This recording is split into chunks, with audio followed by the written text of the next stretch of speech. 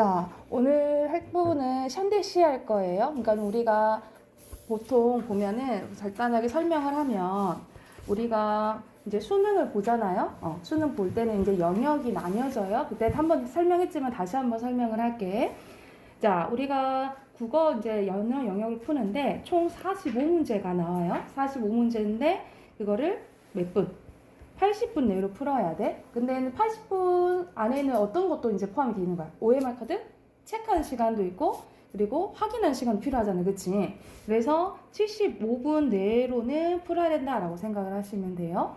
네, 전체적으로 큰 영역이 문학 있고요. 문학 있고, 비문학. 비문학은 이제 지금은 뭐라 부르냐면 독서라고 많이 부르죠. 그쵸? 그리고 여러분이 하고 있는 문법, 이거 있고, 그리고 화법과 작문은 듣기, 이제 말하기, 그리고 쓰기까지라고 포함을 하면 돼요. 그리고 이 문법에는 우리 이제 고등 과정에 문법과 언어와 매체라고 해서 매체 부분까지 포함된다라고 보시면 됩니다. 이 문학은 어떻게 이제는 또 나뉘어지냐면 크게는 4가지예요. 시 있고, 소설 있고, 우리가 자신의 경험 쓰는 거 뭐 있죠? 자신 경험 쓰는 거 뭐지? 일기, 그치? 일기에 속하는 거 뭐 있죠? 수필, 그치? 수필 있고, 그리고 우리가 연극의 대본 뭐라 해? 시나리오. 희곡, 그렇지. 그리고 드라마나 영화의 대본 시나리오를 하잖아. 그걸 합쳐서 극이라고 해요. 그래서 이 4가지 파트가 이제 다 이제 공부해야 되는 부분이고, 그리고 우리가 중학교 때 배웠던 기본 개념들 있죠. 이거는 한번 배우고 끝나는 게 아니라 계속해서 누적해서 쓴다라고 생각을 하시면 돼요. 그리고 독서는 여러분이 새로운 지문을 봐서 다양한 분야에서 예를 들어 과학 지문이나 사회 지문이나 처음 보는 지문을 얼마나 빨리 신속 정확하게 해석하는지 이걸 이제 보게 될 거고, 문법은 현대문법과 중세문법으로 나뉘어져요. 현대문법은 여러분이 중학교 때 계속 배웠던 부분이 누적된데 더 심화된다라고 보시면 되고, 중세 때는 우리가 한글이 만들어지는 데가 언제지? 조선시대. 중기, 후기, 초기. 중기. 15세기예요. 그러니까 1443년에 만들어지고 1446년에 반포했거든요. 그래서 15세기 때는 아무래도 우리가 글이 없었지 뭔 있었어? 말은 있었잖아. 그치? 그때는 어떻게 쓰였는지 그거에 대해서 더 심도 있게 배우게 된다라고 보시면 됩니다. 그래서 이렇게 영역인데 선생님이 그때 얘기했을 때 둘 중에 여기서는 문학이랑 비문학은 뭐라 했어요? 공통이에요. 공통이야. 그래서 15문제씩 나와요. 나머지가 또 몇 문제 남아? 15문제 남죠. 그치? 근데 이거는 둘 중에 하나 선택을 해야 되는 거예요. 여러분이 문법을 할지 아니면 화법과 작문을 할지. 그래서 여러분이 내가 볼 때는 1학년 때 빨리 이거를 되도록 빨리 선택을 해서 전략 있게 공부하는 게 좋아요. 그렇죠? 왜냐면 여러분 다른 과목 공부하기도 엄청 바쁘잖아. 그치? 그래서 전략 있게 내가 공부하기에는 문법이 낫겠다. 아니면 화법과 작문이 낫겠다. 이거에 대해서 이제 빨리 선택을 해가지고 공부를 해놓는 게 좋겠죠. 이해됐죠? 그치? 자, 오늘 배울 부분은 이제 어떻게 돼 있냐면 크게 문학 있고 비문학의 문제가 많아요. 문학 문제가 많아요. 그래서 선생님 이번 한 달 1월, 2월 이제 나뉘어지잖아. 1월 달은 현대시와 현대소설 할 거고, 그리고 2월 달에는 고전 시가랑 고전 소설을 할 거예요. 그렇게 알고 계시면 될 것 같아요. 그리고 중간중간 선생님 문법이랑 그리고 비문학이랑 듣기에 말하기에는 선생님 숙제로 내줄 거예요. 이해되셨죠? 자, 그러면 먼저 오늘 할 부분은 자, 페이지는 10쪽이에요. 10쪽에 이제 현대시부터 한번 봐볼게요. 자, 10페이지 교재 있어요?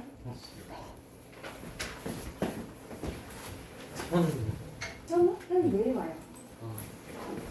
왔다 갔어. 자, 먼저 현대시부터 가봅시다. 여러분이 이런 거 아는 건데 하는데도 여러분이 정확하게 개념을 알고 계셔야 돼요. 아셨죠? 그리고 교재 없는 분들은 교재 사고 바로 했던 거 정리해 오시면 돼요. 아셨죠? 자, 먼저 현대시의 계절 시적 화자 봅시다. 시적 화자 앞에 가볼게요. 시적 화자는 시에서 뭐 하는 사람이에요? 시에서 말하는 사람이죠. 이야기하는 사람인 거야. 그래서 시인이 자신의 생각이나 느낌을 효과적으로 전달하기 위해서 내세운 가공의 인물이라고 보시면 됩니다. 그래서 같은 말로 자 감정을 얘기를 하죠. 그래서 서정적 자아, 시의 화자 또는 시적 자아라고 해요. 이거는 다 같은 말이라고 보시면 돼요. 시적 화자의 같은 말은 뭐라고? 서정적 자아, 시의 화자, 시적 자아 이렇게 보시면 됩니다. 근데 흔히 이제 물어보는 게 자 여러분 시적 화자랑 시인은 같을까요? 동일 인물일까요? 같아요? 달라요? 같아요, 달라요? 달라요. 같아요. 같아요? 자, 정확한 답은 같을 때도 있고 같지 않을 때도 있어. 이게 정확한 거야, 보기에서. 그러니까는 일치할 때도 있고 일치하지 않을 때도 있다라고 생각을 하시면 돼요. 그러면 거의 어떤 경우가 많냐면 일치하지 않을 경우가 되게 많다라고 생각하시면 돼요. 근데 정확한 개념은 일치할 때도 있고 일치하지 않을 때도 있다. 이렇게 생각하시면 되겠죠. 자, 시적 대상 봐볼게. 시적 대상은 시적 화자가 시 속에서 바라보는 구체적인 사물 또는 청자, 시의 소재나 제재가 되는 관념 및 사물이라고 보시면 되고요. 그리고 시적 상황, 시적 화자가 어떤 상황이 있는지, 그래서 시간적, 공간적, 심리적, 역사적, 사회적 상황이 다 포함된다라고 보시면 됩니다. 그리고 시적 화자의 태도, 앞에서 봤던 시적 대상이 있죠. 시적 대상이나 시적 상황에 어떻게 보고 있는지 심리적 자세 또는 대응 방식이라고 보시면 돼요. 여기서 잘 모르는 단어 보면은 지났어? 자, 여기서 예찬적은 무슨 뜻이지? 칭찬, 그렇지. 찬양하는 거라고 생각합니다. 너 너무 좋아. 그래서 보통 우리가 고전 시가에서 자연 친화적 노래 되면 예찬적이라고 보시면 돼. 이건 자연을 막 노래하는 거야. 그리고 명상은 여러분 알고 있죠? 명상은 뭐야 말 그대로? 우리 마음 명상한다 이거는 그치? 그리고 거의 비슷한 게 관조는 어떤 대상에 대해서 자세히 지켜볼 때 관조적이라고 해요. 그리고 여기서 풍자적은 뭘까? 풍자만 그렇지. 근데 풍자는 웃음 플러스 뭐라 했죠? 그렇지. 웃음 플러스 빈판까지라고 보면 되고 나머지 체념, 설득, 직설 이런 거 나으니까 달관적은 아예 내 마음이 초월해버렸을 때 모르겠다. 그럴 때 달관이라고 해요. 이거 자연 친화적은 나왔고 자, 그 다음에 시적 화자의 정선의 감정이라고 보면 되겠죠. 그지? 그래서 시적 화자가 시적 대상이나 상황에 대해서 갖는 다양한 감정이나 기분, 생각이라고 보시면 되고요.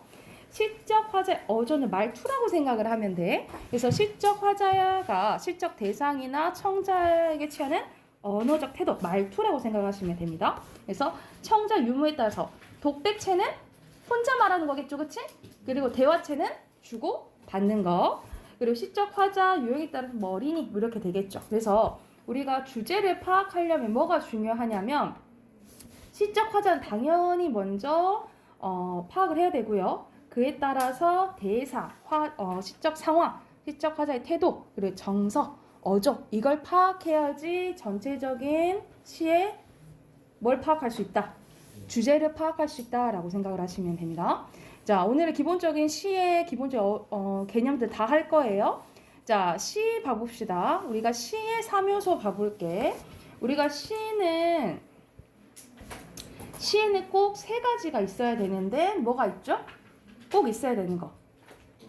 운율, 그렇지. 운율. 그리고 그게 같은 말이에요.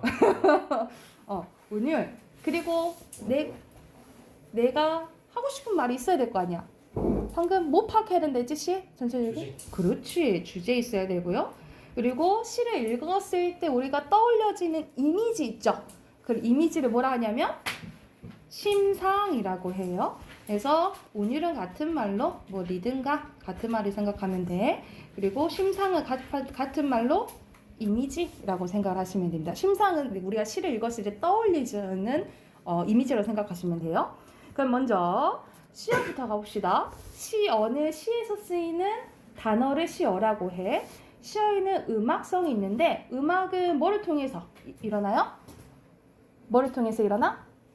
반복이 되면 운율이 형성이 돼요. 그래서 반복을 통해서 형성되는 말의 가락인 운율을 통해서 느껴진다라고 보시면 됩니다. 그래서 말의 가락, 뭐 운율, 뭐 리듬감 이런 같은 말이라고 생각하시면 돼요.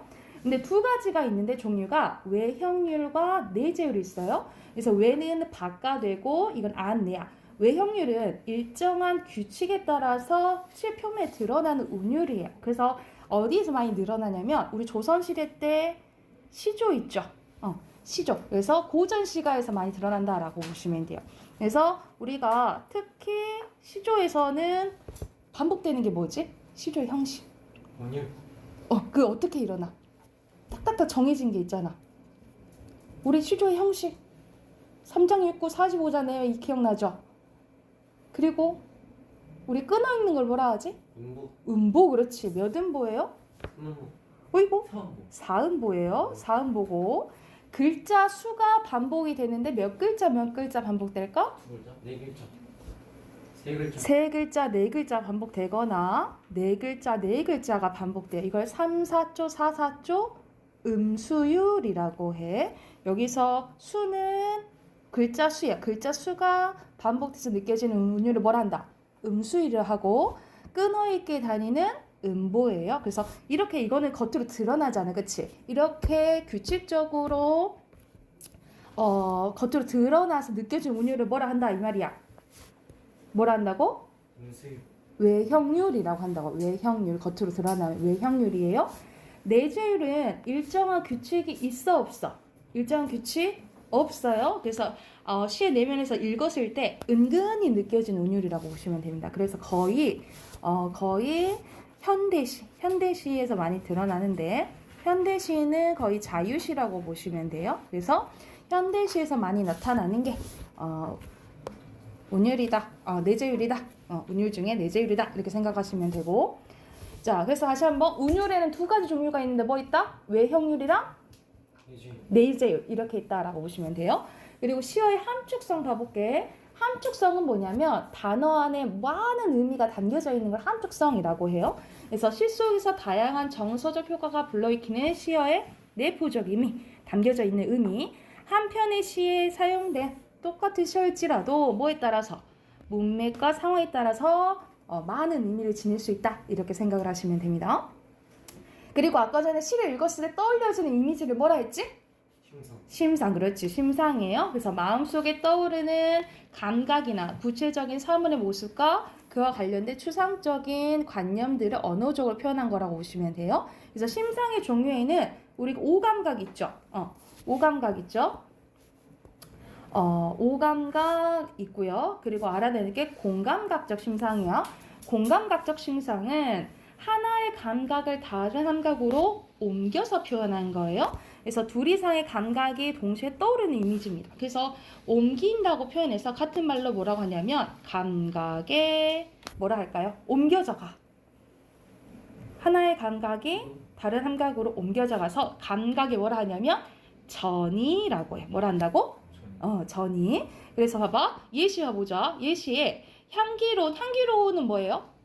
어떤 심상이야? 향기로운 건 어떤 심상이지? 후각이고. 이미 말소리는? 청각이죠. 그치? 근데 말소리긴 말소리인데 어떤 말소리래? 향기로운 말소리잖아. 그치? 그러면 이거는 청각을 어떻게 표현한 거예요? 후각적으로 표현한 거지. 그치? 그래서 뭐라 한다 이 말이야. 청각에 후각하라고 한다 이 말이야. 그러면 여러분 예시 하나 들어보자. 자, 푸른 종소리는 뭘까 그러면? 푸른 종소리. 시각. 푸른은 시각이죠. 종소리는? 청각. 그럼 이건 어떻게 부를 수 있어? 시각은 후각. 시각은 청각. 아이고. 결과적으로 종소리긴 종소리인데 푸른 종소리인 거잖아. 그치? 그러면 청각의 시각화 이렇게 보면 되겠죠. 이해됐어요? 이게 무슨 심상이다? 이게 무슨 심상이다? 공감각적 심상이라고. 자, 심상의 형성 효과 봐봅시다. 자, 묘사적 이미지가 될 수 있고, 묘사는 우리가 그림 그리듯이 표현하는 거, 이게 묘사고, 비유는 여러분 알죠? 빗대서 표현하는 거. 상징적 의미는 원관념을 숨기고 뭐만? 보조관념으로 추상적인 내용을 구체적인 대상으로 나타내어서 이루어지는 이미지예요. 여러분 추상적인 건 뭐야? 그 추상적인 건 뭐지? 구체적이지 않은 거. 대충 오, 눈에 보이지? 아는 거. 눈에 보이지 않는 거. 구체적인 것은 눈에 보이는 거. 그래서 눈에 보이게끔 표현하는 게 상징적이라고 보시면 됩니다. 자, 그러면은 넘겨서 오른쪽으로 할게요. 11쪽으로 갈게요. 자, 시의 표현 방법이 크게 세 가지가 나오는데 비유, 강조, 변화 이렇게 나와요. 비유는 여러분 엄청 많이 했지, 그치? 비유는 빗대어서 표현하는 건데 대표적인 게 뭐예요? 직유, 은유, 의인이죠, 그치? 직유는 뭐야? 뭐뭐처럼, 뭐뭐 같이, 뭐뭐듯이 무슨 어가 있어야 돼? 연결어가 있어야 되는 거고, 은유는 뭐예요? 뭐뭇은 뭐뭐다 라고 표현하는 거고, 의인은 사람이 아닌 것을 사람처럼 표현한 거죠. 자, 대유에는 두 가지가 있네. 대유에는 두 가지가 있는데 제유와 환유가 있어요. 대유는 뭐냐면 부분이나 어떤 속성으로 전체를 나타내는 거예요. 근데 자, 제유는 부분으로 어떤 부분으로 전체를 나타내는 걸 얘기를 하고요. 그러니까 예를 들어서 우리나라 한라산 어디 있어? 제주도 있지. 백두산은? 그치. 한라에서 백두까지는 뭘 의미하는 거야? 한국, 한반도를 얘기하는 거죠. 그러니까 산이라는 부분으로 전체를 나타내는 건 대유법인데 대유법 중에 뭐라 한다는 거야? 제유라고 하고. 자, 이 환유는 어떠한 속성을 가지고 전체를 나타내는 거라고 보시면 돼요. 우리가 예를 들어보자. 백의의 천사라는 게 있는데 여러분 잘 문제 많이 못 들어봤을 거야. 백의는 흰 옷이죠, 그치? 백의 흰 옷을 입은 천사라고 해서 예전에는 간호사를 백의의 천사라고 불렀어요. 근데 지금은 간호사 말룩 달고 이쁜 거 많이 입잖아, 그치? 근데 예전에는 의사처럼 흰 옷을 많이 입었다는 이 말이죠. 그래서 이건 속성이 간호사의 속성이잖아, 그치? 이 속성으로 간호사 전체를 나타내면 뭐라고 한다고? 환유법이라고 한다라고 보시면 됩니다. 그리고 하나 더 비유에는 더 많거든요. 화류도 있고요.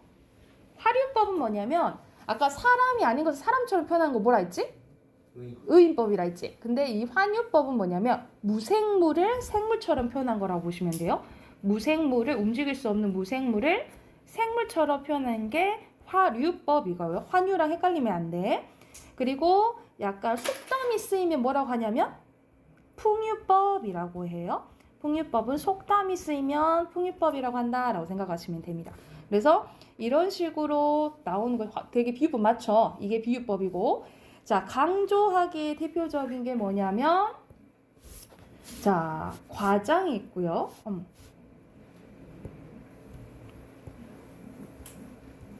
대표적인 게 과장, 부풀리는 거, 그리고 반복, 연세. 여러분 연세는 뭐지? 연세법. 연세법의 대표적인 게 뭘까? 연쇄살인 아니고 원숭이 엉덩이는 빨개, 빨가면 사과는 맛있어. 이렇게 있는 거 있죠. 그게 연쇄법이에요. 그리고 영탄법은 뭐뭐 하는구나. 오, 이렇게 감탄사 나온 거 있지. 그러면 영탄법인 거야. 그리고 열거는 나열하는 거. 그리고 점층은 뭐야? 점점점 개념이 커지는 거예요. 그런데 이게 뭐가 있냐면 반대 개념도 있겠죠? 반대는 점점점 작아지는 거야. 그걸 뭐라 하냐면 점강법이라고 합니다. 점층은 점점점 개념이 커지는 거야. 점점점 작아지는 거 뭐라 한다고? 점강법. 그리고 대조법은 상반되는 거 아시죠? 그리고 변화주기는 자, 대표 중에 도치는 뭐예요? 말의 어순 바꿔주는 거. 인용은 다른 말을 가져오는 거죠. 서리는 그렇지, 일부러 의문문 형식으로 표현하는 거. 대구는 비슷한 문장 구조 반복되는 거요. 도노법은 호가 부르러 있잖아. 뭐뭐야, 영윤아 이런 식으로 부르면 도노법인 거야. 그리고 생략은 말 그대로 옵션으로 생략하는 거. 반어는 뭐예요? 반대말. 그렇지, 반대로 얘기하는 거. 내가 명민이가 좋은데 명민이 뭐? 명민 싫어 이렇게 얘기하는 게 반어법이 되겠죠, 그렇죠? 그리고 역설법은 반대로. 반대 반어법이 반대로라며. 역설법은 겉으로는 말이 안 돼. 근데 그 안에 의미가 담겨져 있는 거라고 보시면 돼요. 그래서 대표적인 역설법이 뭘까?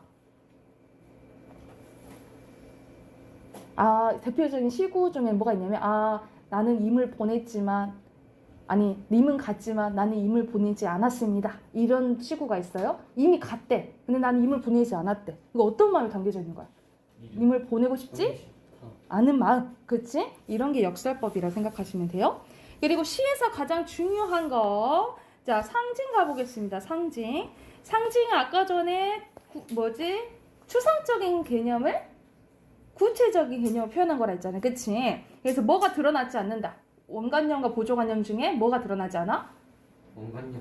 원관념이 드러나지 않아. 보조관념 가지고 표현하는 거예요. 그래서 종류가 3가지 있는데 이거 먼저 가보자. 개인적 상징이에요. 개인적 상징은 내가 부여하는 거야. 내가 만약 비둘기, 우리 보통 비둘기 평화 상징한다 하잖아. 근데 비둘기 내가 악의 무리로 해내고 싶어. 이거는 내가 마음대로 할 수가 있는 거야. 근데 자, 너무 많이 쓰이다 보면 아까 선생님이 비둘기는 평화를 상징하는 것처럼 많이 쌓이게 되면 개인적 상징이 뭐가 되는 거예요? 관습적 상징이 되고, 이 관습적 상징이 정말 오래되면 자, 원형적 상징인데, 원형적 상징은 인간이라면 느끼는 감정들을 생각합니다. 우리가 물 하면 어떤 느낌 받아? 물? 마시고 싶어요. 마시고 싶어. 시원함 이런 게 드는 거지? 또 어떤 느낌? 물. 물로 뭐해? 씻어요. 그치? 뭐 깨끗함 이런 걸 의미하죠? 불을 하면 어떤 느낌이야? 고기. 불고기? 뭐 음식 해 먹는 거? 그렇지. 없어. 먹는 거과 관련됩니까? 영현아 뭐라고? 캠프파이어. 캠프파이어? 불장난. 불장난. 오줌 쌀라고 해. 자, 그래서 상징에는 크게 3가지가 있는데 개인적 상징은 내가 부여하는 거예요. 내가 부여하는 거고, 이게 많이 오래 세월이 돼서 사람들에게 좀 널려진다. 그러면 관습적. 아예 인간이라면 느낄 수 있는 감정들은 원형적이라 생각하시면 돼요. 다시 한번 상징에 3가지 있어. 뭐 있어? 개인적, 관습적, 원형적. 이렇게 생각하시면 됩니다. 자, 그 다음에 실적 발상 유형 가보자. 감정이입이에요. 감정이입이라는 건 말 그대로 화자의 감정을 대상에 이입한 거예요. 그래서 아마 예시 한번 봐보자. 자, 뒤안 이슥한 꽃가지에 잠 못 이룬 두견조차 저리 슬피 운다. 두견새가 슬피 운다 라는데 사실상 누가 슬픈 거야? 자기가. 화자가 슬픈 거야. 이런 게 감정이입이라 보시면 돼요. 그리고 관념의 부채하네. 관념의 부채하는 추상적인 관념을 구체적인 대상으로 변형한 거예요. 그러니까 눈에 보이지 않는 건데 보이게끔 표현한 거야. 자, 예시 한번 보자. 어제를 동여매 편지를 받았대. 어제는 시간이죠, 그치? 어제를 동여맬 수 있을까? 동여맸다는 걸 보이게끔 표현한 거잖아, 그치? 이런 식으로 추상적 관념을 구체적으로 표현한 걸 뭐라 한다? 관념의 부채화. 관념의 부채화라고 보시면 됩니다. 그리고 주객전도는 주는 주인 주자에다가 객은 손님 객자예요. 주인이랑 손님이 바뀌었다 이렇게 생각을 하면 돼. 그래서 예를 보면 산이 날 에워싸고 씨나 뿌리를 사라 한다. 밭이나 갈며 살아라 한다. 그래서 내가 하는 게 아니라 산이 한다고 표현했네. 이런 게 대표적인 주객전다라고 보시면 됩니다. 그리고 시상 전개 방식 봐볼게. 자, 시간의 흐름에 따라서 전개가 될 수가 있는데, 우리가 시간의 흐름에 따라서 보통 소설이 구성이 되면 우리 무슨 구성이라고 배웠죠? 3단 구성. 시간의 흐름에 따라 진행되면 보통 뭐라고 배웠지? 무슨 구성이라고 배웠어? 나와야 되는데? 5단 구성. 어머? 시간의 흐름에 따라서 진행이 되면 무슨 구성이에요? 소설에서는? 알아요. 알아요, 그래. 알아, 너는. 뭘까? 3단 구성. 허이히. 이따 할 건데 순행적이라고 해요. 그 순행적 구성 같은 말로 뭐라 배웠죠? 역순행. 아니지. 같은 말이 역순행이야? 아니 같은 말이요. 시간적. 평면적 구성이죠. 평면적 구성인데, 근데 우리가 시에서는 시간의 흐름에 따라서 진행이 되면 보통 뭐라 부르냐면 순행적이라고 부르기도 하는데 대체로 추보식 구성이라고 불러요. 뭐라 부른다고? 추보식 구성. 그래서 추보식 구성이란 말이 나오면 시간의 흐름에 따라 진행된다라고 기억하시면 돼요. 아셨죠?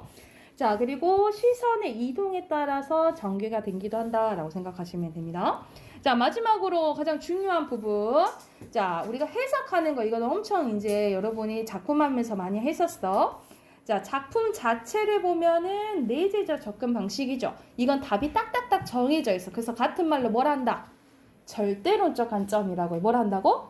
절대론적 관점. 그래서 시를 작가, 독자, 시대와 분리된 독자적인 존재로 보고 작품을 이야기한 모든 정보를 작품 내부에서만 찾는 거예요. 그래서 예를 들어서 시를 화자와 청자, 시어, 운율, 이미지, 표현 기법 이걸 통해서 파악하고 또는 정서나 태도, 어조를 파악하면 내재적 관점이라고 보시면 돼요. 그러니까 예를 들어서 사음보가 쓰였다. 이런 거 딱딱 정해져 있는 거잖아요. 그치? 이런 게 내재적 관점 또는 절대론적 관점이라고 보시면 돼요. 그리고 크게 내재적 관점이 있다면 뭐가 또 있겠어? 외재적 관점인데 이 외재적 관점에는 세 가지가 있어요. 자, 우리가 작가는 자신의 생각을 뭐 하는 사람? 표현하는 사람인 거야. 그치? 시와 작가와의 관련성을 중시하는 관점입니다. 그래서 작가가 어떤 의도나 동기로 시를 지었는지 그리고 어떤 환경에서 자라왔는지 이걸 보면 표현론적 관점이라고 보시면 돼요. 두 번째, 우리가 그러면 작가가 태어났잖아. 그러면 그 시대의 사상을 벗어날 수 없겠죠, 그렇지? 그때의 시대나 현실 보면 무슨 논적 관점? 반영론적 관점이에요. 그래서 화자나 시 속의 인물이 처한 당시의 제도, 생활상 또는 시대상, 역사적 상황, 사회상들을 보면은 반영론적 관점이라고 보시면 돼요. 그래서 가장 많이 나오는 우리나라에서 가장 많이 나온 게 뭐야? 일제강점기나 또는 뭐 6.25 전쟁이나 또는 우리가 독재 정권 언제야? 70년대나 80년대 이렇게 생각하면 되겠죠. 이런 게 많이 나온다 생각하시면 돼요. 이게 반영론적 관점이고 그리고 이 시를 받아들인 사람은 누구야?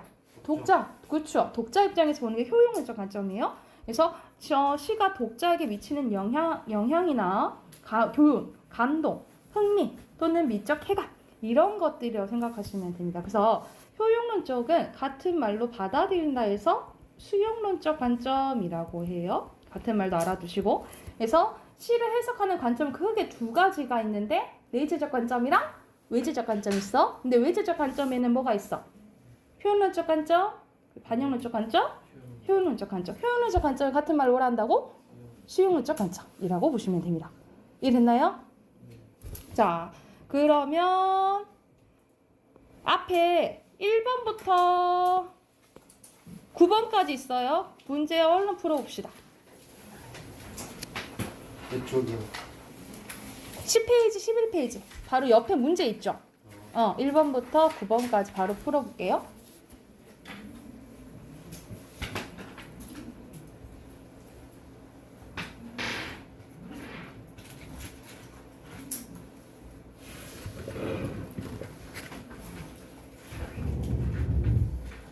지은이 왜 불빛을 마지막 거죠? 자, 1번부터 가볼게요. 시적 화자에 대해 설정하지 않은 거 몇 번? 3번, 그치? 선생님이 시인과 동일할 때도 있고 동일하지 않을 때도 있다 했죠, 그치? 자, 2번 가보자. 시의 특징에 대한 설명으로 적절하지 않은 거 1번, 그치? 보통 시어는 함축적이다 했잖아요, 그쵸? 그래서 주제를 보통 간접적으로 전달한다라고 생각하시면 돼요. 자, 3번 심상 이미지죠. 이거 우리 오감각 생각하면 되지. 잘못 연결된 거? 3번 푸른 노래라고 하는데 푸른 노래는 선생님 청각 쓰였잖아요. 이렇게 할 수 있지, 그치? 근데 노래는 무슨 노래야? 푸른 노래잖아. 그럼 이건 청각의 뭐예요? 시각화지? 이걸 뭐라 부른다 했어? 그렇지, 공감각적 심상이죠. 그래서 그냥 청각이 아니에요. 그래서 3번에 3번이고 자 4번에 뭐예요? 게으른 울음이네. 울음은 시각이지. 근데 금빛 나오고 게으른 나오잖아. 청각을 시각적으로 표현했죠? 그럼 몇 번? 2번. 그렇죠. 자 3번에 상징이란 내가 표현하고 싶은 대상을 원관념이라고 해요. 원관념을 갖추고 뭐만 드러난다 했어? 보조관념. 보조관념만 드러나는 거고요. 자, 6번에 감정이입의 대상은 딱 보인다. 여인. 누가 운다 했잖아. 슬프게 운다 했잖아. 상권. 그렇지. 감정이입이 된 상꽝이에요. 상꽝. 자, 7번에 잘못 연결된 거 몇 번? 2번. 2번이에요. 봐봐. 푸른 산이 흰 구름을 지니고 살듯이 한다라는 거. 뭐듯이 같이처럼 연결로 들어가면 은유가 아니라 뭐예요? 지규. 직유. 그렇지. 직유죠. 직유예요. 자, 그리고 8번에 OX. X. X고 그러면 뭐예요? 효용이 아니라? 내지 아닌데. 표현. 작가니까 표현론적 관점이죠. 오케이.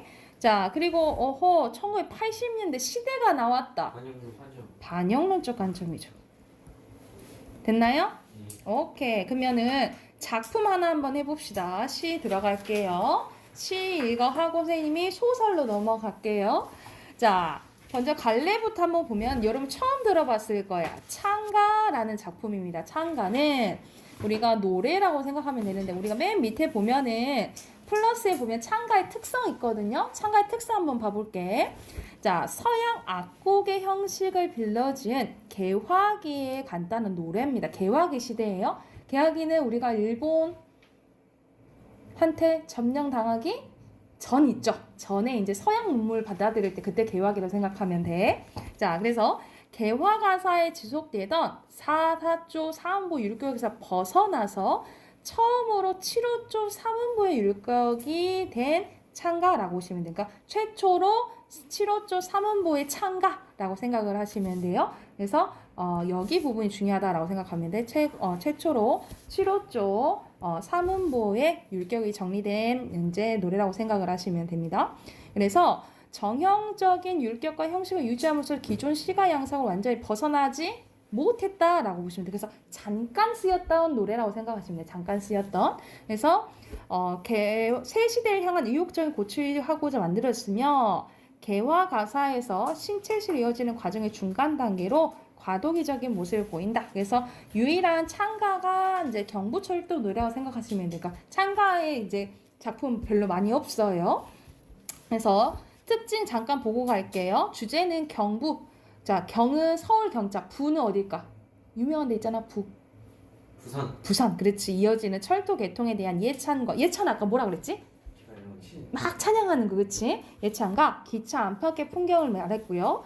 선생님이 7호조 3음보 중요하다 했지? 7호조는 뭘 얘기하는 걸까? 우렁차게 토하는 기적 소리에 몇 글자? 7글자? 5글자예요. 그리고 몇 번 끊어 읽어요? 3번 끊어 읽어. 그래서 7호조 3음보예요. 그리고 각 절의 사행으로 이루어졌고요. 그래서 67절의 장편 창가인데 일부분만 나왔다라고 생각하시면 돼요. 엄청 길어. 그리고 가사에 따른 뭐도 있어? 노래 있잖아. 악보와 노래가 있고요. 일본에서 유행하던 철도가의 영향을 받았다라고 보시면 됩니다. 그래서 거의 그냥 시간이랑 노래랑 합쳐진 거라 생각하시면 노래를 부르는 거 생각하면 돼. 자, 그러면 한번 본문 한번 봐볼게요. 자, 우렁차게 토하는 기적 소리에 이 기적은 뭘 얘기하는 거야? 이 기적은 뭘 얘기하죠? 기적. 미라클 기적이야? 기차 소리, 그치? 기차 소리 얘기하는 거지? 우렁차게 토하는 기차 소리에 남대문 등지고 떠나가서 빨리 보는 바람의 형세 같으니 바람의 형세, 뭐가 바람의 형세 같다 이 말이야? 지금 뭐가 달리고 있어? 기차. 기차가 달리고 있는데 그게 뭐가 같다 이 말이야? 바람의 형세 같다 이 말이야. 뭐뭐 같다라는 게 무슨 법이에요?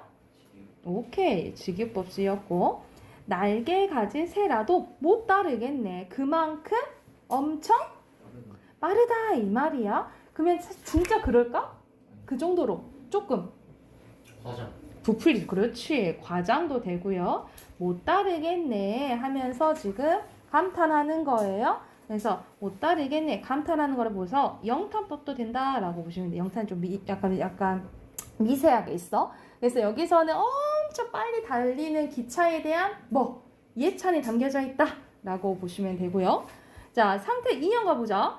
늙은이와 젊은이가 어떻게 앉았대? 섞여 앉았고 우리네와 외국인은 같이 탔다 이 말이야. 그래서 내외 친소 다 같이 익히 잘 지낸다라는 거에서 여기서는 약간의 평등 사상 그리고 지금 우리는 예전부터 막 한민족 이렇게 했었잖아, 그치? 그런데 이제 외국인들도 오는 거죠, 그치? 받아들이는 걸 얘기하는 거야. 그래서 이 사람은 여기서는 개화 사상에 대해서 어떻게 생각하는 것 같아? 긍정적, 부정적?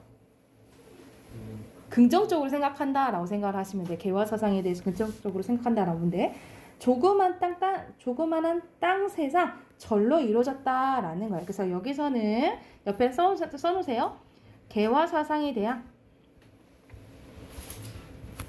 긍정적인 생각을 가지고 있다라고 보시면 돼요. 개화 사상에 대해서 긍정적인 세상을 보이고 있다라고 보시면 됩니다.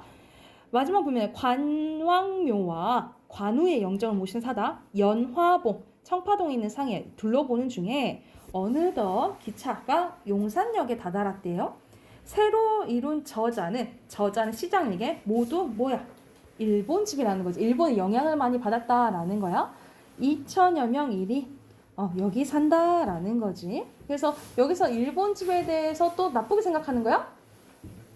좋게 생각을 하는 거야. 그래서 전체적으로 정리된 거 오른쪽에 가보자. 1절은 기차 소리에 대한 예찬적, 그리고 2절은 그리고 개화 사상에 대한 긍정적, 그리고 일본집에 대해서 개방적으로 보여준다라고 보시면 돼서 결과적으로 개화 사상에 대해서 서양 문물을 받아들인 거에 대해서 어떻게 생각한다? 긍정적으로 생각한다라고 생각을 하시면 됩니다. 자, 이전 음악의 특성 봐볼게. 이전의 개화 가사들은 한결같이 사사조에다가 사음보, 시조도 막 그랬었잖아. 근데 이건 유일하게 어떻게 7호조의 삼음보고요. 이거 기억하시면 됩니다.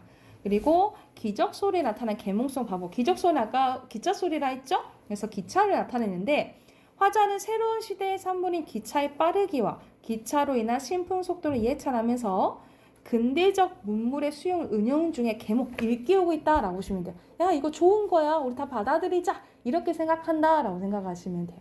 이해됐나요?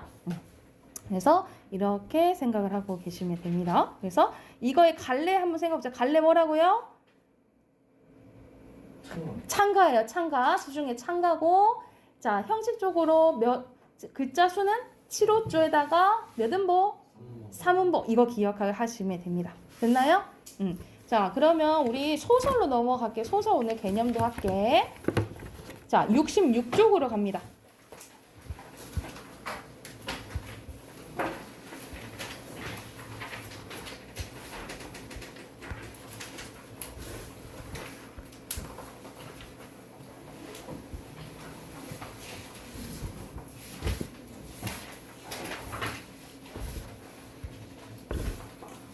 자, 현대 소설 봐볼게요. 자, 소설은 뭐죠? 작가가 현실에 있을 법한 일을 상상해서 꾸며낸 줄글 형식 무슨 문학? 산문 문학이에요. 우리 앞에서 시비였잖아. 시는 무슨 문학이라 배울까? 시는 운율이 있어서 운문 문학이라고 해요. 그런데 소설은 뭐라고 한다? 산문 문학이라고 한다. 이렇게 생각을 하시면 되고요. 자, 가보게요.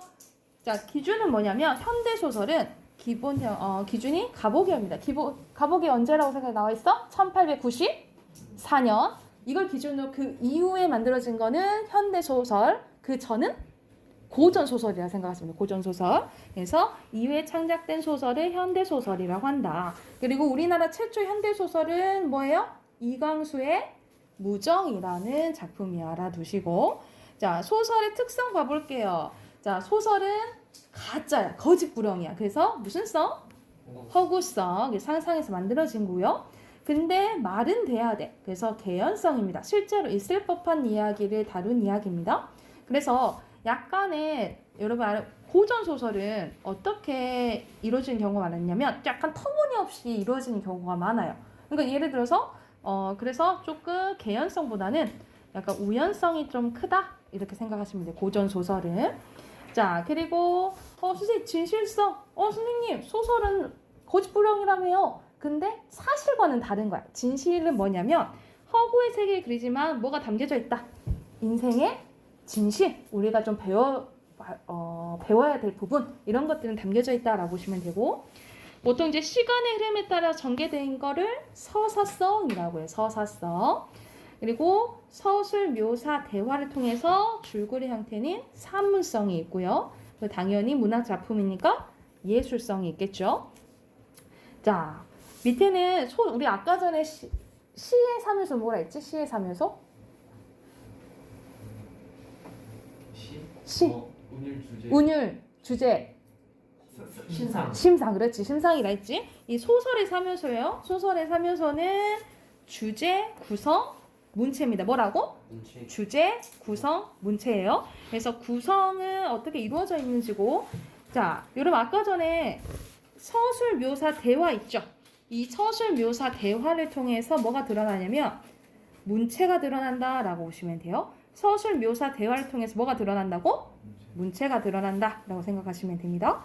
그리고 여러분이 알고 있는 인사배 있죠? 이거는 구성의 삼요소야. 인물, 사건, 배경은 소설의 그냥 삼요소가 아니라 소설 구성의 삼요소라고 생각을 하시면 됩니다. 소설 구성의 삼요소예요. 자, 그러면 소설 구성의 삼요소 중에 인물 가볼게요. 인물. 자, 인물은 말 그대로 갈등을 일으켜서 사건을 전개시키고요. 주제를 드러내는 대상이라고 생각하시면 됩니다. 그래서 작가의 상상력으로 창조되는 등장한 사람이지만 조금 있을 만한 직한 사람이라고 보시면 되고요. 인물의 유형 중요해요. 인물의 유형 별표. 자, 역할에 따라서 주동, 반동. 주동 말 그대로 뭐겠니? 주인공이겠죠? 그리고 주인공과 이제 척을 지는 게 반동 인물이 되겠죠? 그리고 중심 인물. 중심 인물은 말 그대로 드라마로 따지면 뭐겠어? 주연 배우들이겠죠? 주연이고, 주변 인물들은 뭐라 그러지? 알아요. 잠시만요. 알아요. 주연 배우면 중심이 주연이면 부주연. 주연은 조연 배우들, 그치? 조연이라 생각하시면 되겠죠? 가장 많이 나오는 게 이거예요. 성격 변화예요. 성격이 변화되지 않으면 평면적 인물이고, 그러니까 우리가 보통 고전 소설에서 한번 착한 애들은 착하고 나쁜 애들은 쭉 나빠요. 그래서 고전 소설의 인물들은 보통 평면적이고요. 전형적이다라고 보시면 돼요. 전형적은 뭐냐면 우리가 효녀하면 누구야?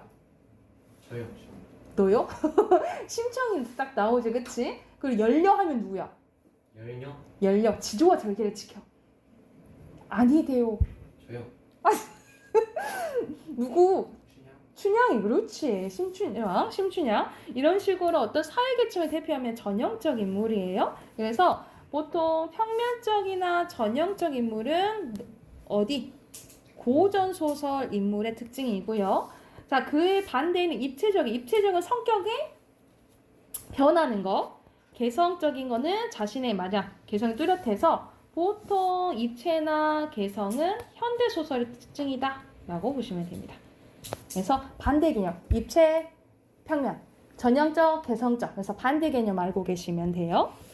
그리고 인물 제시 방법 봐볼게요. 인물 제시는 직접 제시. 그래서 같은 말로 말하기, 텔링이라고도 하고요. 그래서 서술자가 등장인물의 성격이나 심리를 직접적으로 제시합니다. 그러니까 재석이가 부끄러우면서 기뻤대. 또는 겉모습도 명민이는 수려하게 잘생겼다. 뭐 이런 게 나올 수도 있겠잖아. 그치? 그래서 직접 제시는 같은 말로 자, 요약적, 설명이 짧아지겠죠? 요약적 제시 또는 같은 말로 설명적 제시라고도 해요. 같은 말 알아두세요.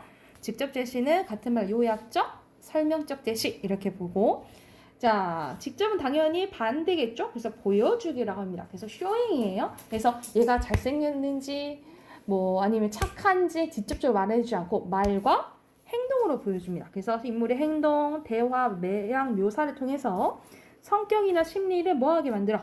짐작하게 만든대. 그래서 홍철이는 갑자기 얼굴이 굳어지면서 아무 말도 하지 않았대. 그러면서 얘가 뭐 좀 화가 났나 보다. 삐졌는가 보다. 이런 식으로 추측할 수 있겠죠. 그래서 같은 말로는 뭐라고 하냐면 극적 제시. 그리고 그 장면을 보여준다 해서 장면적 제시라고 한다라고 보시면 돼요. 극적 같은 말로 장면적 제시라고 보시면 됩니다. 그래서 자 구성이 지금 인물 한 거야. 두 번째 사건 갑니다. 사건은 등장인물들 중심에서 이루어지는 일들인데 사건에서는 뭘 빼놓을 수 없어? 갈등. 우리 소설에서 갈등이 없으면 재미가 없어. 그래서 그랬잖아. 예를 들어서 우리 로맨스가 나오는데 남녀 주인공이 막 나와. 처음에는 막 꽁냥꽁냥 하는 거 보기 좋지. 하고 막 대리 막 설리설리하고 그지? 그런데 계속 16화 내내 둘이 꽁냥꽁냥만 돼. 그러면 어떡해? 꼴보기 싫겠지, 그치? 보기 싫겠지, 그치? 그래서 약간의 희노애락이 있어야 된다라고 보시면 돼요. 그래서 약간 부딪히는 거, 갈등이 있어야 돼요. 그래서 인물의 내면이나 다른 대상 사이에 일어나는 대립을 갈등이라고 하는데 갈등은 크게 어떻게 나뉘어져요? 내적 갈등, 왼쪽. 외적 갈등. 네, 외적 갈등은 또 네 가지로 나눠집니다. 개인과 개인 간의 갈등, 개인과 사회의 갈등. 이게 대표적인 게 뭐냐면 홍길동전이에요. 홍길동은 왜? 형을 형이라 부르지 못하고 아버지라 부르지 못해. 왜? 어려서. 그거요, 그 신분. 그렇지, 신분 때문에. 이 얘는 뭐였지? 적자가 아니라 첩의 자식이었잖아. 서자였잖아. 그치? 적서차별제도 때문에 그랬었죠. 그렇지? 그래서 이건 인물과 개인의 갈등이고 개인과 운명의 갈등도 있고요. 개인과 자연의 갈등도 있다라고 보시면 돼요. 이 개인과 운명의 갈등의 대표적인 게 역마가 있거든요. 선생님 이 얘기 해줬니? 역마? 아니요, 안 해줬어요. 이거는 선생님이 지금 잠깐 얘기를 해주면 이건 운명과의 갈등인데 운명이 이긴 상황이거든요. 뭐냐면 남자 주인공이 있어. 남자 주인공이 어머니랑 살거든요. 어머니랑 이렇게 사는데 얘 직업 뭐냐면 장돌뱅이야. 장돌뱅이면 시장을 막 전전하면서 이제 사는 거거든요. 근데 얘는 그러면은 막 돌아다녀야 되잖아. 우리가 돌아다니는 살을 뭐라 하냐면 역마살이라고 해. 우리 그 사주에 무슨 살 꼈다 하잖아요. 그렇죠? 그래서 어디 한 곳에 정착하지 못하고 막 돌아다니는 게 역마살이라고 하는데 그러니까 우리가 만약 역마살이 있다 하면은 내가 여기 있고 광주에 살고 싶어도 막 서울에 갈 일이 생기고 아니면 미국에 갈 일이 생기고 뭐 이렇게 된다는 거죠. 그런데 얘는 이제 정착하고 싶어. 그때 누굴 만나게 되냐면 이제 이 마을에 여자와 이제 얘 여자의 아버지가 이제 오게 되거든요. 그래서 이 여자와 사랑에 빠지게 된 거야. 그래서 이제 남자가 생각을 하지. 이 여자랑 결혼해서 좀 정착을 해야겠다. 이렇게 생각을 해. 근데 와장창 얘네들이 깨지고 말아요. 왜? 얘네들 헤어질 수밖에 없었던 거야. 왜 그랬을까? 역마살. 좀 멀어서. 여기 가족 관계 때문에 그래요. 뭔가 있었어. 뭐가 있었냐면 엄마가 똑같은가? 엄마가 똑같나? 그럼 다행이게 아버지가 이 사람도 장돌뱅이였거든요. 이 사람 장돌뱅이여서 알고 봤더니 이 어머니의 아버지인 거예요. 그러면 관계가 어떻게 돼? 어떻게 돼?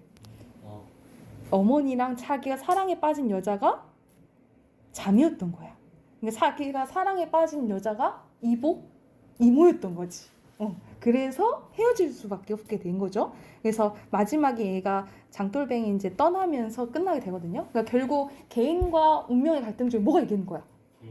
운명이 이겨버린 거지. 이런 이제 소설도 있어요. 그래서 이렇게 네 가지 있다라는 거 알아두시고 자 배경입니다. 배경은 역할이 참 중요해요. 자 전반적인 분위기 형성해주고 뭐를 드러내주기도 하냐면 주제를 나타내주기도 합니다. 그리고 인물과 사건의 구체적인 배경은 사실성을 부여하기도 하고요. 그리고 인물의 심리나 앞으로 일어날 사건을 암시하기도 해요. 우리가 사건을 암시하는 거 뭐라 그러죠? 결말이나 다음에 일어날 사건을 암시하는 걸 복선이라고 해요. 그래서 복선이 이제 나타나기도 하고요. 그리고 인물의 의식과 성격, 태도의 형성에 영향을 미친다라고 보시면 됩니다. 그래서 배경의 종류에 크게 세 가지 나왔는데 여러분 이거 두 개 묶으세요. 시공간적을 뭐라 하냐? 시간이랑 장소를 합쳐서 뭐라고 하냐면 자연적 배경이라고 해요. 그래서 크게 자연적 배경과 사회적 배경이 있다. 이건 이제 합쳐서 생각하면 돼. 그래서 배경의 종류에는 크게 자연적 배경이 뭐 있다고? 사회적 배경이 있다. 이렇게 생각을 하시면 됩니다. 그리고 여러분 소설의 구성 단계는 알죠? 뭐예요? 발단, 전개, 위기 절정 결말인데 발단은 당연히 인물과 배경 소개되고 사건의 실마리 어떤 사건이 일어날 것 같다. 힌트 나오고요. 전개는 사건이 시작하면서 사건과 또 뭐가 시작돼? 갈등. 오케이. 갈등이 시작되고요.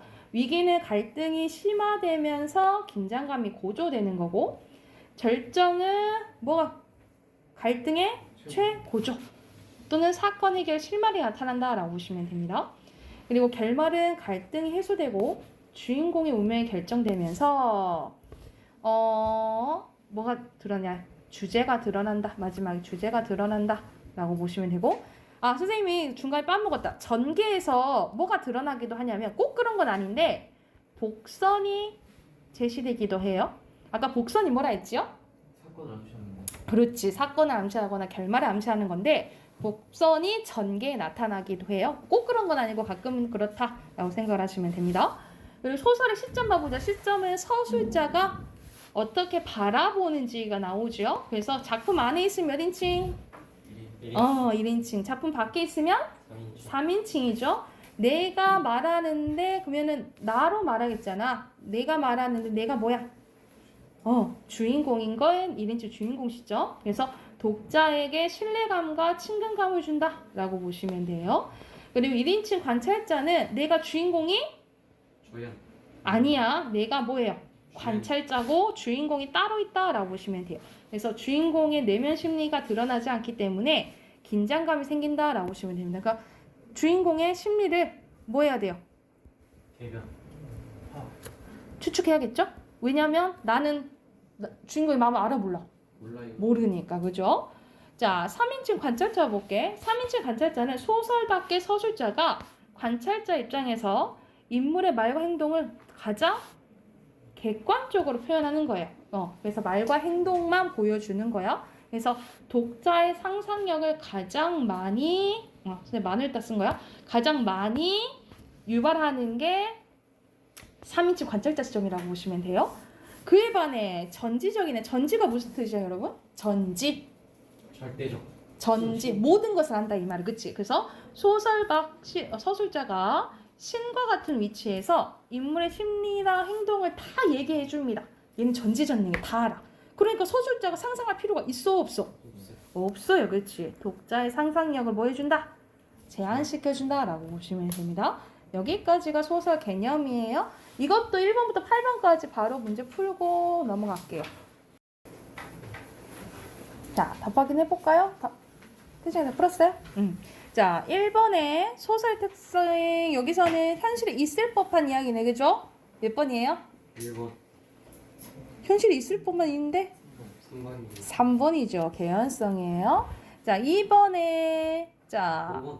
개성적인 건데, 선생님이 특히 서술 묘사 대화로 드러나는 건 문체죠. 그치? 2번에 5번. 자, 3번에 어떠한 특성을 대표하네? 5번. 전형적인 인물. 그렇지. 자, 4번에 인물 제시 가는 간접.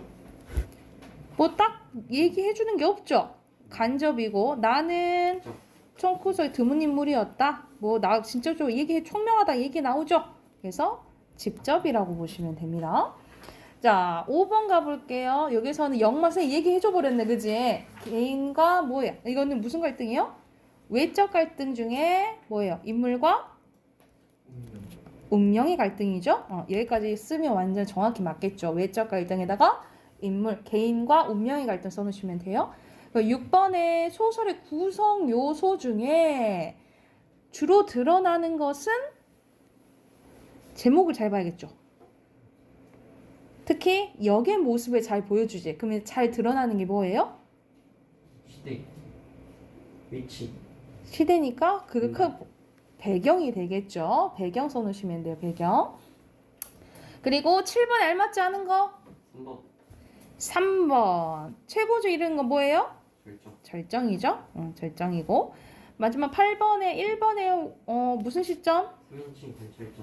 3인칭 작가. 관찰자고요. 2번은 나니까 1인칭 관찰자가. 관찰자. 오케이.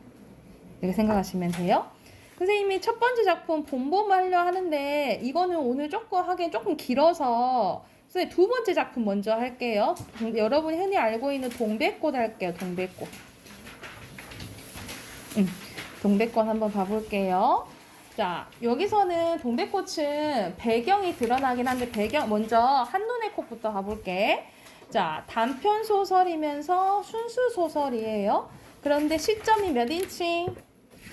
1인칭 주인공 시점이지. 그래서 이건 시점이 되게 중요해서 여러분 시점 공부할 때 중등 교과서에서 시점 공부할 때 가장 대표적으로 나오는 이 작품이거든요. 그리고 배경이 1930년대인데 여러분 1930년대 하면 뭐가 떠올라? 일제강점기. 그치, 일제강점기. 근데 여기서는 일제강점기보다는 뭐에 대해서 나오냐면 일제강점기 잘 안 나오고 지주가 땅의 주인이죠. 그리고 그 땅을 빌려서 농사를 짓는 사람 소작농이에요. 근데 지주는 땅이 너무 많잖아. 그러면 관리하기가 힘들지, 그치? 그래서 관리한 사람을 명하는데 그 사람이 마름이에요. 근데 여기서는 이제 여자 주인공 집안이 마름이고 남자 주인공 배경이 소작농이야. 그래서 누가 지금 센 경우야? 여자 주인공이 좀 센 경우인 거예요. 그래서 이걸 통해서 배경을 좀 알 수 있다라고 생각하시면 되고요. 그 주제는 산골 마을 청춘 남녀의 순박한 사랑 이야기, 그리고 현재를 중심으로 과거를 넘나드는, 과거를 회상하면 무슨 구성? 역순행적 구성이고 같은 말로 무슨 구성이랄까? 정면. 입체. 그렇지, 입체적 구성이에요. 같은 말로 입체적 구성이라고 알아주시면 됩니다. 보면 좀 짧거든요. 바로 봐볼게. 자, 나흘전으로 거슬러 올라가네. 그러니까 과거 해상하니까 무슨 구성? 방금 했잖아. 입체적 구성. 이렇게 생각하시면 되겠죠. 감자 쪼감 하더라도, 감자 쪼가는 감자 사건이라 생각하시면, 쪼가는 사건이야 하더라도 나는, 그래서 몇 인칭? 1인칭이요. 저에게 조금도 잘못한 게 없대. 이 저가 누군지 아직 안 나왔어. 계집애가 나무를 캐러 가면 갔지? 나 물타리 영대 쌩이지 막 귀찮게 한다 이 말이야. 하는 것이 다 뭐냐? 그것도 발소리 죽여가지고 등 뒤로 슬며시 와서 얘 너 혼자만 일하니? 하고 김치한을 수작하는 것이다. 어제까지만 해도 저와 나는 이야기도 잘하지 않고 서로 만나도 본체만 채하고 이렇게 점잖게 지내던 터인데 오늘 갑작스레 대견해졌으면 웬일인가. 항차는 하물며 이런 뜻이에요. 하물며 망하지만한 계집애가 남 일하는 거 보고 그럼 혼자 일하지 때로 하니? 내가 이렇게 내뱉는 소리 하니까 너 일하기 좋니? 또는 한여름이나 되거든 하지 벌써 울타리 하니? 하고 막 잔소리 하는 거야. 갑자기 웬 친한 척 이렇게 한 거지. 남은 할게요. 잔소리를 두루 늘어놓다가 남이 들을까봐 손으로 입을 틀어막고는 그 속에서 깔깔깔 된다. 별로 웃을 것도 없는데 날씨가 풀리더니 이놈의 계집애가 미쳤나 하고 의심을 했다라는 거지. 그러니까는 여기서는 진짜 약간 말이 직접적으로 막 나오잖아요. 그치? 그래서 약간 사실감도 높이지만 이제 웃음을 유발한다. 해악성을 높여준다 라고 보시면 돼요. 웃음성을 유발하는 건 해악이야. 여기서는 왜 웃음 유발하는데 풍자는 아닐까? 선생님 풍자는 뭐까지 써야 돼? 비파까지. 이건 그건 아니죠. 그쵸? 이어서 보자. 게다가 조금 뒤로는 지집게 할끔할끔 돌아보더니 행주 속에 속으로 꼈던 바른 손을 뽑아서 남의 턱을 속 내밀었대요. 언제 구웠는지 아직 더운 김이 획 끼치는 감자 세기가 있었다라는 거야. 자, 그럼 이 감자가 의미하는 것은 뭘까? 점순이가 왜 줬겠어? 여기서 이제 이름이 점순인데 점순이가 나에게 준 이유는 내가 좋겠죠? 응, 나에 대한 호감. 그렇지. 점순이의 애정 또는 호감, 마음 이런 것을 의미한다라고 보시면 돼요. 그런데 이쁘게 야 이거 일할 때 먹어 하면 얼마나 예뻐. 근데 뭐라고 얘기해? 네 집엔 이거 없지? 이렇게 얘기를 해요. 그러니까 내가 자존심이 상해 안 상해? 완전 상한 거야. 하고 생색이 있는 큰 소리 하고는 제가 준 것이 남이 알면 큰일 날 테니 여기서 얼른 먹어버리란다. 그리고 하는 소리가 너 본감자가 맛있단다 라고 하니까 뭐라 하냐면 얘가 거절을 해. 내가 거절해요. 난 감자 안 먹는다. 니나 먹어라 라고 해요. 그래서 이게 이제 후에 이제 갈등이 이제 시작되는 부분이고 이제 후에 이제 점순이가 화가 나서 나의 닭과 점순이의 닭을 싸움시켜. 그래서 결과적으로 이게 닭 싸움의 원인이 된다라고 보시면 됩니다. 나는 고개도 돌리려 하지 않고 일하던 손으로 그 남자를 돌아 어깨너머로 쑥 밀어버렸다. 그랬더니 가는 기색도 없고 뿐만 아니라 새근새근하고 심상치 않게 숨소리가 점점 거칠어진다.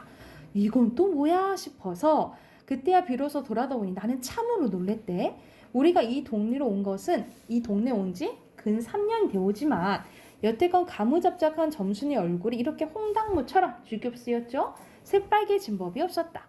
게다가 눈에 독이 올리고 한참 나를 이렇게 쏘아보더니 나중에는 눈물까지 어리는 것이 아니냐. 그리고 바구니를 다시 집어들더니 이를 꼭 물어안고는 엎어질 듯 자빠질 듯 논두렁 회행에 달아나는 것이었다. 그래서 지금 이제 자존심 상해서 이제 점순이 가버린 거죠. 서로 주는 감자를 안 먹었으면 실례라 하면 주면 그냥 주었지. 네 집에는 다 뭐냐. 그렇지 않아도 여기서 시대적 배경이 나와요. 그렇지 않아도 저희는 마름이고 우리는 그 손에 배제, 그러니까 땅을 얻어서 땅을 부침으로 이상 굽시거린다라는 거야. 그래서 여기서는 뭘 알 수 있어? 1930년대라는 시대적 배경을 알 수 있다라고 보시면 돼요.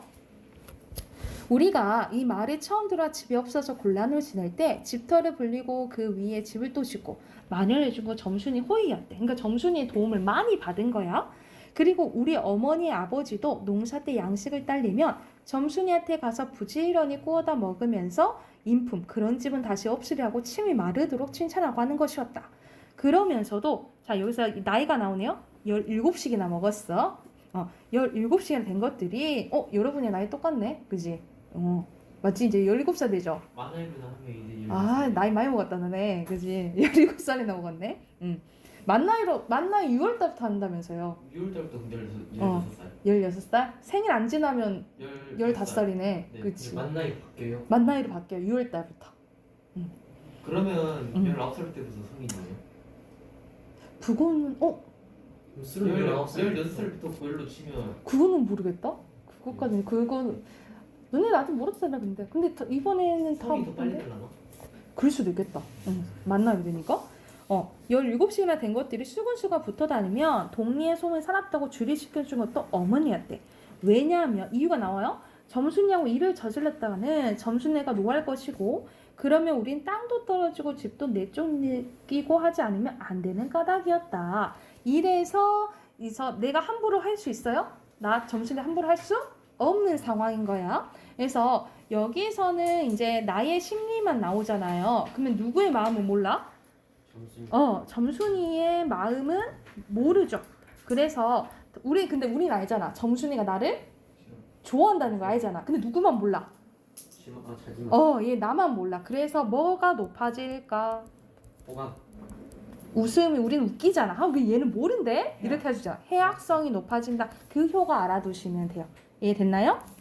자, 그러면 여기서 결과적으로 어떻게 되냐면 둘이 이제 닭싸움을 시켜가지고 막 괴롭혀. 그래서 결과적으로 내가 너무 화가 난 거야. 그래서 그 점순이의 닭을 죽여버려요. 그래갖고 점순이가 이제 너 다음부터 안 그럴 거야. 안 그러면 내가 봐줄게. 이렇게 얘기를 해요. 그래가지고 이제 둘이 이제 해피엔딩으로 끝에 끝나게 되거든요. 그런 이제 이야기예요. 그래서 동백꽃 이제 알아두시면 되고,